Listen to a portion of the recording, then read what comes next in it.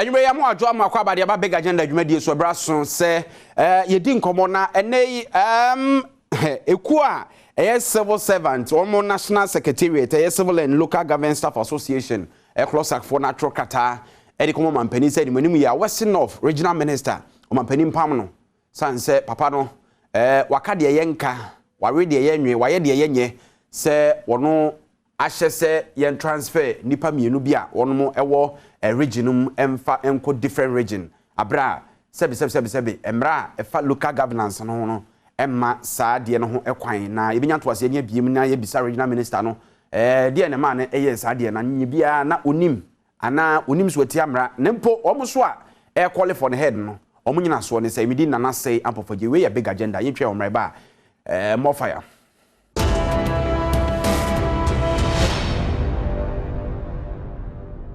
All right, yamu akwa babiem e de aba big agenda so afi yenko modie no so enedai de eba efri Western North and say two directors be assistant directors wo local government service nim Yera Richard eba obin oye Western North regional minister amaya transfer omo eno na infiltrate anase ahye local government staff no won mo nkabomuko na bufuo esan se omen ade ba ko a ewomu ene se local governance system no se ekwa akoba se yebeyi obi afirimu ananse yebe transfer obi a procedure ne processes political heads no aya na omonsa enhede nim nti se political head be facilitate se en transfer obi no omo feel se abuse of power na emfa ne kwan mu nti meka se omo atrokata tintinti de akakoma Ghana mpani na dan kwaku for say the Western regional minister ehu behia se animuanimu ye no obeyi no efiri na konwa so se regional minister san se wafom kwan wafom bra na adekropoten a esiye ene di wom no ye bomoden se yebedi sa nkomo no na yahwe se anye bia no these two assistants omu ye bibi a ebro so tra so nempo the regional minister no of akwan a etene so ena eye transfer na simple transfer bi sample akoso because per information a yensa aka no omu describe regional minister no a move no as a political intrusion na just amanyo semu ekwan so no de ne hwene anase ne nsa na ne nan ewura local governance one more a process man as a civil service space na one more kire se animanimu ye every ne ya nkosi fiada 26 November every ne nkosi fiada 26 November na omonti bibia enfemfree empedinfo teach Ghana mapani a on more petition say onyi papa ne mfiri ho no na quickly yen reverse sa transfer na ekọ so no na sa assistant directors no msa amra me omadwuma no so man ti bia by Friday 26 November dia na ne wo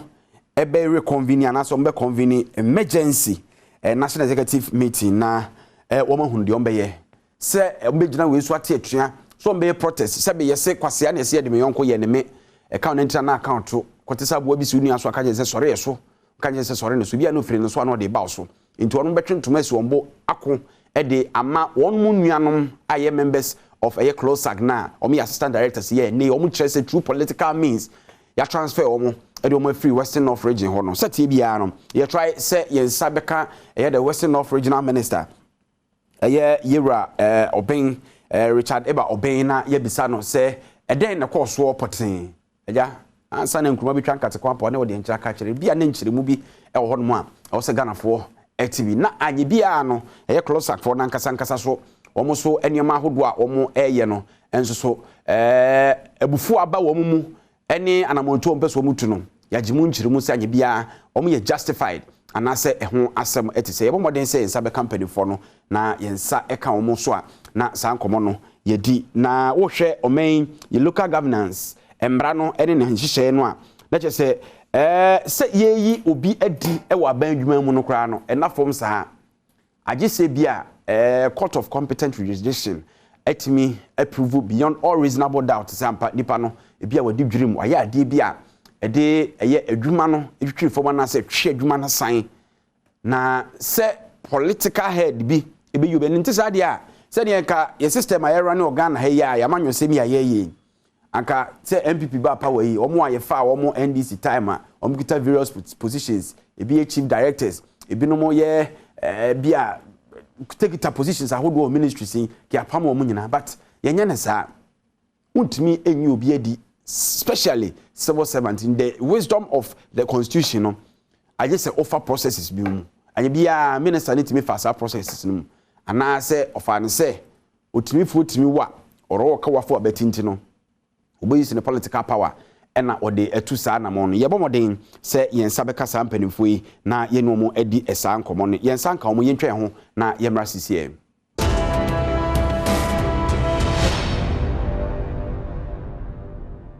yamo akwa babiem edi aba big agenda so na ene nkomo ayedie no centered wo Western North regional minister owo ho ena sisiye jaguni chem from Closac say kwan ofa so ema ye transfer to assistant directors bi o region no on hwe se ye be sa reinstate o manase de on beba back de on beba sa ba no ma be o madwuma afi o mapani enyina distance kamia se local government mrane ho hye no pani no won hyeda enti ase papa develop anase akwakwa kudum pempenso a ase bufu abem ama entrene kra ba kusi se nyame adoma edafiada 26 November se yintimi enye ho bibia se yede sa assistant directors in transfer omo no emma back anaso mampani empam regional minister na eye omo eye Closac for ebe convening national executive meeting emergency executive meeting na omo atiki action no form be ne betiki ye bomodin ansa homa no edi hwamo kakra ye nsaka omo a na ye ne omo edidi enkomo na ye ka say national science and maths quiz no ehun dwumadie so koso dendende opoku are na fe Ken University senior high school and na Prempeh College and dey avoid dendende and dey obe qualify no ebe akoka Keta school senior high school and na afi presec for ho na finals na baso nyame adom afia denti eno so ho nsem no ebrepam ye de ho update no ebe bro alright enti sabre yankwa homa no so na ye ne owura edi akwe eni nkomo ono ne kasamafo Emma Closac civil and local government staff association opani anmre otime nka me mwadwemo akwa baba Adom TV so hello yeah hello sir okay dear net saying that's you won kan sisi e hello Mr. Watson me bi na me bisa se won kan sisi ana se ukọ Western North region oh I'm Ghana if you have what you mean to me end this close all right all right the yet ne se mo atro krata komo mampani se yempam Western North regional minister adintia you me that say you know we met with for na the mama you call in more especially staff within the civil and local government service well the all Canadian no credit and a panel get inside the two somebody you pay for the two Ghana say yes Western North regional minister and so we two and among BR and so it is and the back civil and local government staff for and among anything on a case didn't too easy amount for it was for him and as a region for and the start I saw the train and I said it means that to me no as a politician, say, which makes civil servant, and as which may transfer civil servant. And the cat I assured say, the second I said, and as the president said, the papa we teach me I start doing and yes, it is except in the wrong direction. On shed not on to one more. And among I cut the president into me say, on also going this honorable minister. And in semi and then paying for it's not there will be two. All right. Me person be question ya no ma me answer na the next one. What transfer omo free region nim and our region within region now no transfer omo free baby ko baby. Oh, so within region nim within region nim yeah. Na modem asoto form no e dey na nti na man ba sa. Sa insem na man ba sa no yem put the wunya because they were procedure e dey eduma. Say insem dey see it's a necessary and or says a person dictionary action. It's a no head of local government service and now over report this item now. Now my issue no one says that officers with a BR now almost give man at almost before. Now so as a politician who need to young between a transfer of APC salary. And who do run airport? Bakusa, but they say, yes, Supreme Court, I'm not a ruling, say, as civil servants, no, it's not the young to politics. So, Supreme Court ruling now, a constitution, no such say, as politicians, what are only civil servants for you to don't interfere in their working procedures. Wow. If you are again, yeah, boy, a woman, they say, because civil service, local government service. Well, with me, if you say almost 3 or more equity politicians, equity political party colors, standing for elections, well, as a politician, also by saying, what the whole time ever beeping a limo, I can't hear what to say. You don't have the right to start. It won't be any way. It means that you've come in to be a trouble to us. You don't want a peaceful environment. Because you started peddling your nose into our issues. That's not anything to that. That means no any Eddie, any problem with it, all you have to do is to report to the appropriate person, the head of local government, and the necessary procedures to be followed.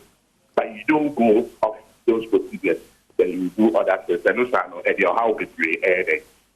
Eddie, say okay, political interference or civil servant dwumadi mu de obi anim say enya de a eboa but anka Ghana fo ani beje say anye bibia ude we ye ne nye no ka uti mo colleagues no ade cropoten a esi ye ma sabio e ma sa political interference ne ba ya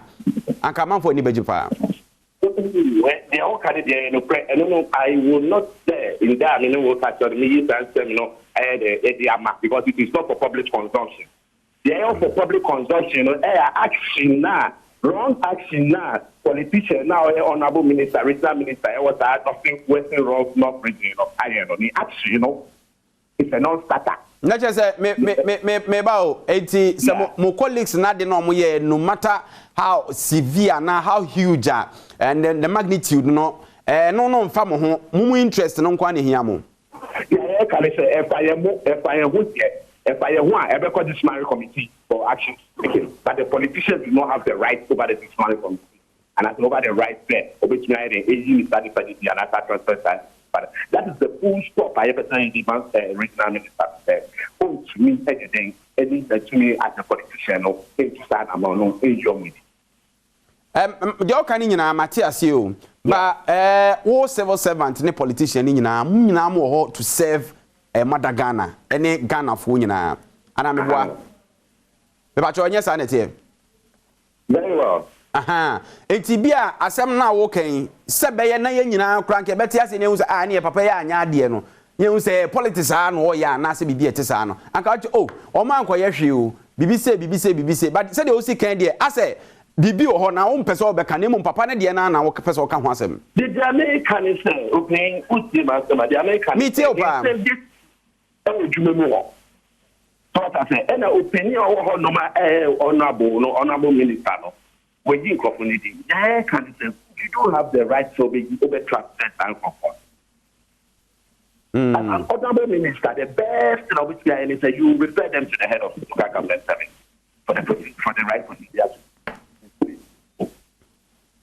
It's a more now which it's a step in the wrong direction.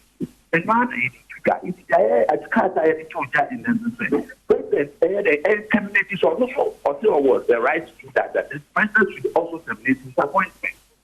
as a regional minister. Because all was our thing of what.